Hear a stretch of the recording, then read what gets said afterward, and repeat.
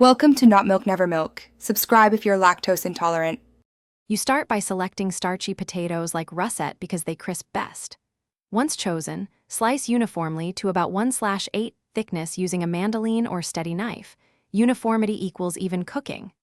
After slicing, soak the chips in cold water for 20 to 30 minutes to pull out surface starch. This prevents sogginess. When done, drain and pat each slice dry with clean towels. Moisture is the enemy of crispness, so be thorough but quick to keep texture. You need to control oil temperature to develop texture and color. Heat a neutral oil to about 325 degrees 350 degrees F. Use a reliable thermometer so readings are precise. Fry a few slices at a time for 2 to 4 minutes until pale gold. Crowding drops temperature and makes chips greasy. Remove and drain briefly, then raise oil to 375 degrees F for a quick second fry. This step puffs and crisps the chips. Once they are golden and rigid, finish by seasoning right away so salt adheres to the hot oil. Try simple sea salt or a smoked paprika salt blend to enhance flavor.